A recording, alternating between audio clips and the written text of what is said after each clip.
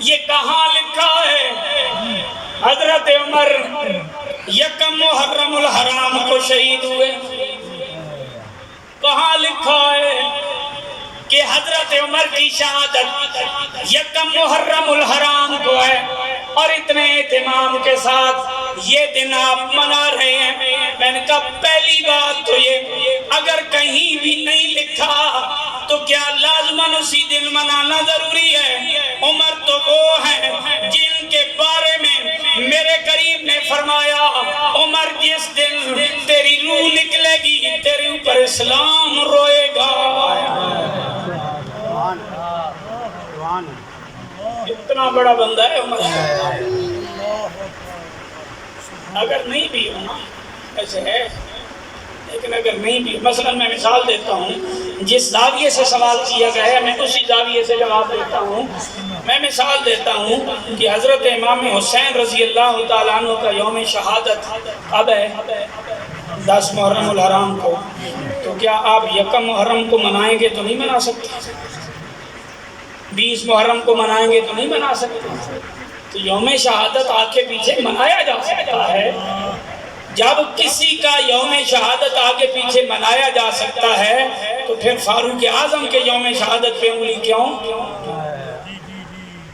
اس سے پتہ چلتا ہے کہ فاروق اعظم رضی اللہ تعالیٰ عنہ کی وہ عزت شاید دل میں نہیں اتر سکی جو اترنی چاہیے.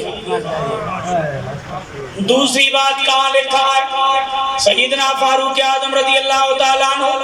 تو میں بتاتا چلوں 26 ذی الحجہ فاروق اعظم زخمی ہوتے ہیں. یکم محرم الحرام کو آپ کو قبر میں اتارا جاتا ہے, آپ کا جنازہ ادا کیا جاتا ہے. یکم محرم الحرام کو تدفین ہوتی ہے. ابن حسین نے اسد الغابہ میں لکھا, امام ذہبی نے سیر اعلام النبلاء میں لکھا, صاحب مرکات ملا علی قاری نے مرکات المفاتیح میں لکھا, شیخ عبدالحق محدث دہلوی رحمۃ اللہ تعالیٰ علیہ نے شرح مشکات کے اندر لکھا, اور کئی حوالے ہیں جو دیے جا سکتے ہیں. اگر ماننا ہو تو ایک حوالہ بھی کافی ہے. بڑے بڑے علماء نے لکھا وار آپ کے اوپر 26 ذی الحجہ کو کیا گیا, آپ کی شہادت ہوئی, جنازہ یکم محرم الحرام کو ادا کیا گیا, تدفین بھی یکم محرم الحرام کو کی گئی, اور اسی دن منایا جاتا ہے جس دن تدفین ہوتی ہے. بس آگے پیچھے بھی منائیں تو حرج ہے کوئی نہیں, لیکن اگر منایا بھی جائے, اگر پہلے بھی منائیں. جس بندے کو یہ سوال پیدا ہوتا ہے کہ یکم محرم الحرام کو کیوں پہلے کیوں نہیں, ہم نے کہا جناب آپ 26 کو منائیں, آپ 27 کو منائیں, کم از کم حضرت عمر کا نام تو لینا, کم از کم حضرت عمر کا ذکر تو کرے نا, کیونکہ حضرت عمر رضی اللہ تعالیٰ عنہ کوئی عام نہیں ہے. حضرت عمر وہ ہیں جس وقت اسلام کی تحریک کے اوپر ہر طرف سے حملے تھے, مسلمانوں کی اوپر یہ حالت تھی, مسلمان سرعام آ کے نماز نہیں پڑھ سکتے, عبادت نہیں کر سکتے, ذکر بلند نہیں کر سکتے, اللہ کی وحدانیت کا اعلان نہیں کر سکتے. اس عالم میں, اس کیفیت میں امام الانبیاء نے اللہ کی بارگاہ میں ہاتھ اٹھائے, اللہم اید الاسلام بے عمر ابن الخطاب.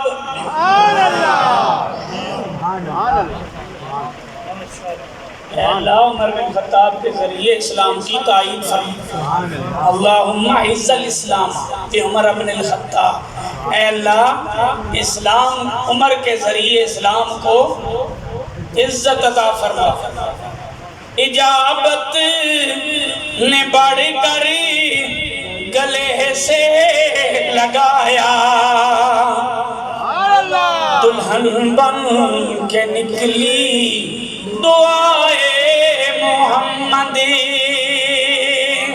خدا کی رضا چاہتے ہیں دو عالم, خدا چاہتا ہے رضائے محمد. حضرت فاروق اعظم رضی اللہ تعالیٰ عنہ کے لیے دعائیں کرنے والے کون؟ امام الانبیاء ہیں, نبیوں کے سردار ہیں. اے اللہ اسلام کو عزت عطا کر ذریعہ عمر کو بنا، اسلام کی تائید عمر کے ذریعے کر دے۔ حضرت فاروق اعظم رضی اللہ تعالیٰ عنہ کتنے بڑے مقام پہ فائز ہیں۔ ایک دن میرے کریم نے دعا کی، دوسرے دن ہی محفل سج جاتی ہے، میٹنگ کفار کرتے ہیں، کسی نہ کسی طریقے سے کوئی بندہ محمد کریم کا سر لے کے آ جائے۔ ایک روایت میں 27 سال عمر، ایک روایت میں 30 سال عمر، ایک روایت میں 33 سال عمر ہے۔ سیدنا فاروق اعظم رضی اللہ تعالیٰ عنہ کی اس بڑے مجمع میں عرب کا بڑا پہلوان کھڑا ہو جاتا ہے، عمر کھڑا ہوتا ہے، اس نے کہا یہ کام میں کر سکتا ہوں، محمد کا سر میں لا سکتا ہوں۔ اپنی محفل میں بیٹھ کے بات کرنا اور ہوتی ہے، حضور کے سامنے جا کے بات کرنا اور ہوتی ہے۔ حضور کے غلاموں سے واسطہ پڑ جائے نا تو معاملات بعض اوقات بدلنے بھی پڑتے ہیں، فیصلے چینج بھی ہوتے ہیں۔ کیوں کہ واسطہ سرکار کے غلاموں سے پڑ جاتا ہے۔ عمر کے ساتھ بھی ایسی ہے۔ عمر نے کفار مکہ کے بڑے لشکر میں بیٹھے بیٹھے یہ بات تو کہہ دی کہ میں جاؤں گا، سر میں لے کے آؤں گا، اسلام کا میں حقدار ہوں۔ بیٹھنے والوں نے تائید بھی کر دی، انہوں نے کہا واقعی تمہارے بازو میں اتنی طاقت ہے، تمہارے جگرہ اتنا ہے، تم اتنے دلیر ہو، تم یہ کام کر سکتے ہو۔ عمر دوسرے دن ننگی تلوار لے کے چل پڑے، راستے سے ایک بندہ مل گیا، عمر ننگی تلوار؟ کہا ہاں، کیا ارادہ ہے؟ اس نے کہا بڑا فتور ڈالا ہے محمد نے شہر میں، میں آج سر قلم کرنے کے لیے جا رہا ہوں، برادریاں لڑ رہی ہیں، یہاں پہ جھگڑے پڑ چکے ہیں، میں اس جھگڑوں کو ختم کرنے کے لیے جا رہا ہوں۔ اس بندے نے کہا نہیں، ادھر نہیں، پہلے گھر جائیے۔ بندے سے گھر نہ سنبھالا جائے تو باہر تبلیغ نہیں کیا کرتے، لہذا پہلے اپنا گھر دیکھیے، پہلے اپنا ماحول دیکھیے، اپنے بندوں کو سنبھالیے، انہیں دیکھیے کیا کر رہے ہیں۔ نے کہا تمہاری بہن بھی مومن، تمہارا بہنوئی بھی مومن۔ حضرت عمر کا چہرہ بدل گیا، اس نے کیسے ہو سکتا ہے؟ فاروق اعظم رضی اللہ تعالیٰ عنہ وہیں سے پلٹے ننگی تلوار کے ساتھ اپنے بہنوئی کے گھر گئے۔ جب وہاں پہنچے تو وہاں تلاوت قرآن مجید جس نے دنیا کے دلوں کا نقشہ بدل دیا ہے، بے کا موقع ملے تو آپ آئیں قرآن سیکھیں۔ سمجھ نہیں آتا، میں نے کہا ان انگریزوں کو کہاں سمجھ آتا ہے جن کو انگلش کے علاوہ کوئی شے سمجھ نہیں آتی، لیکن قرآن پڑھتے پڑھتے آخر میں بول اٹھتے ہیں لا الہ الا اللہ محمد رسول اللہ۔ سمجھ تھوڑی آتا ہے، قرآن کا نور اترتا ہے، لیکن ہم قرآن کی طرف اس طرف راغب نہیں ہوتے۔ تو حضرت عمر جب پہنچے تو آگے سے کیا ہو رہا تھا؟ قرآن کی تلاوت کی جا رہی ہے۔ قرآن کی تلاوت سنی تو غصے میں آئے، انہوں نے دیکھا، انہوں نے ورق چھپائے، کھال پہ لکھا ہے، پتھر پہ لکھا ہے، کھجور کی کھال پتوں پہ لکھا ہے، جہاں بھی قرآن لکھا ہے انہوں نے علیحدہ کر دیا، وہاں پہ چھپا دیا۔ حضرت عمر بولے اپنے بہنوئی کو جس طرح پہلوان پہلوانی کرتا ہے اور پہلوانی کے انداز کے اندر انہوں نے اپنے بہنوئی کو لتاڑا، زمین پہ گرایا، سینے پہ مکے مارے۔ تمہیں جرت کیسے ہوئی اپنے باپ دادا کا دین چھوڑنے کی؟